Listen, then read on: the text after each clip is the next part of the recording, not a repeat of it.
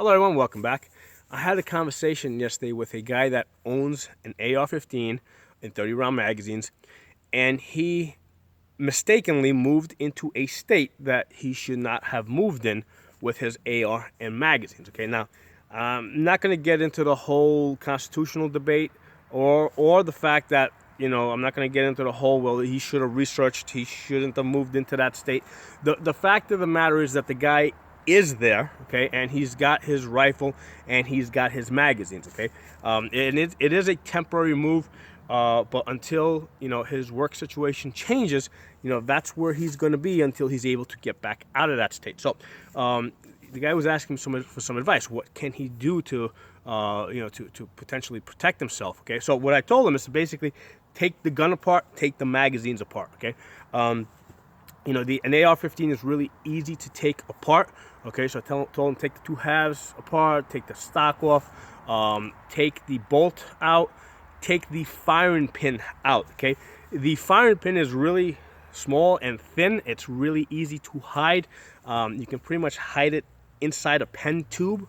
Okay, or for that matter, you could just throw it out. I mean, if you buy a parts kit, a lost and broken parts kit that costs $25. It'll have like 25 parts in there, including a firing pin. So the firing pin only costs $1 or $2 if you're buying it in a parts kit. So yeah, either hide the firing pin or just throw it out, and you'll buy it, you'll replace it later on. The same deal with the magazines. Take the magazines apart.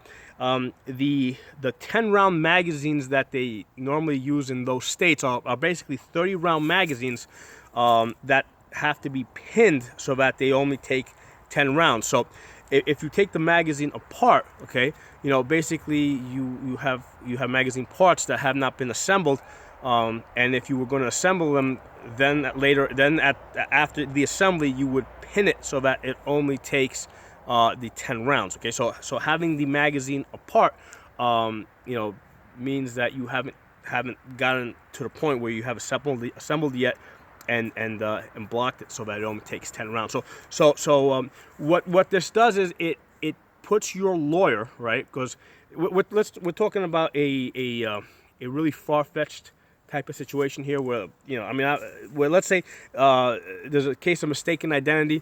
They're executing a search warrant on some guy, whatever, 2 miles down the road, and they end up at your house, and they find the gun parts now. Okay, well, if they find a completed, a fully completed intact AR-15 and magazines, and they're gonna give this to a prosecutor, it's really easy for that prosecutor to prosecute you, to make a case against you, and it's really hard for your lawyer to defend you. Okay, now if the gun is apart, the magazines are apart, and there's at least one critical part that's missing, the prosecutor cannot say that you had constructive possession. Okay, because that's what they would argue for. If you have all the parts together, all the parts, well, obviously if you have the gun, they're going to say you have the gun. But if you have all the parts, there's still a chance that the prosecutor may argue for constructive possession.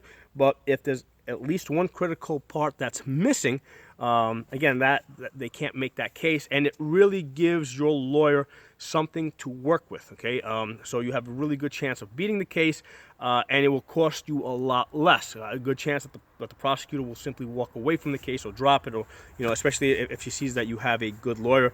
I mean, this is not time to go cheap on lawyers if you're in that situation like that. So this is the advice I gave to the guy. Obviously, it's better not to get yourself into that type of a situation. Don't put yourself in that type of a state. But if you are in that situation, that's what you do. Take the gun apart, take the magazines apart, and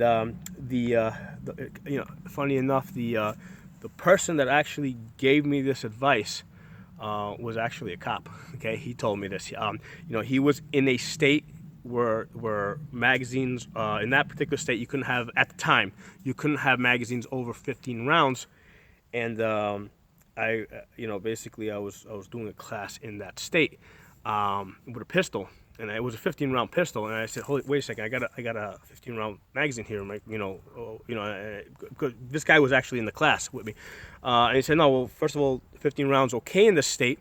Secondly, if it wasn't, I would just tell you to take the magazine apart." So that's the advice that a cop gave to me, and that's the advice I'm passing down to you guys.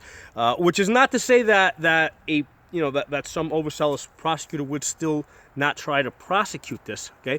But like I said, it gives your attorney something to work with, okay? Because if you have a fully intact gun, fully intact magazines, that's an easy case for the prosecutor, and the prosecutors are just looking to rack up points, okay?